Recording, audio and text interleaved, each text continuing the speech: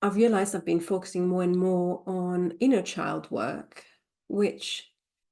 have become a very profound way of researching into personal wounds, emotional blockages, and also understanding that inner child work is not just about going back to your inner child and, say some positive words to your inner child, but it's really a process of going back in time and meeting these parts of you that are crystallized in very specific moments of your life in which you didn't process or understand events, and the interpretations of these events, the way you perceive these events, have created inner resistances, blockages, limiting self-beliefs, or patterns that you are still repeating in your current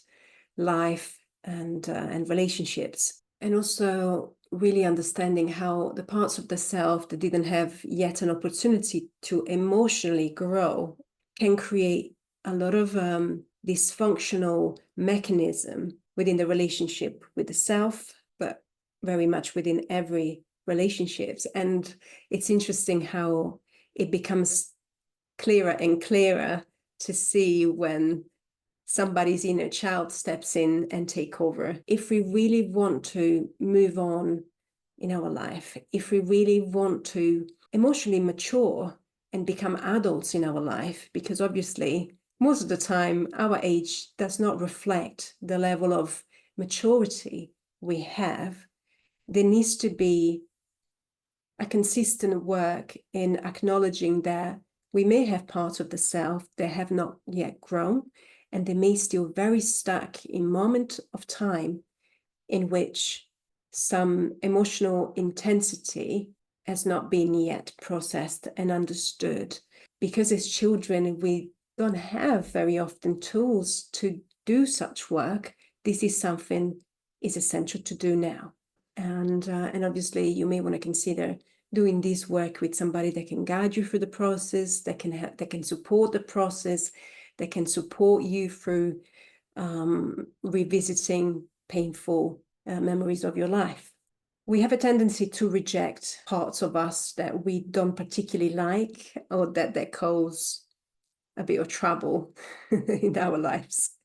Obviously, I think that this is quite normal. We all want to display what's best of us,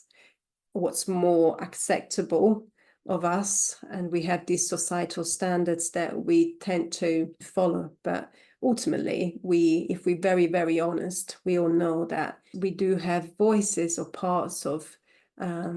behavior that are not always the most positive or the more functional, because most of the mechanism we display remain unconscious. It becomes difficult to see what belongs to us. Whatever is in my unconscious mind, whatever is in the shadow, obviously I don't get to see, but I get to experience it through whatever my relationship offered to me. So you can be doing all the right thing, you can be meditating every day, you can be praying all day long, but that doesn't mean that within your unconscious mind there's still crystallized inner children screaming to be seen, to be released, to be acknowledged. And as you learn to recognize them, you learn to embrace them, to care for them, to fall in love with them.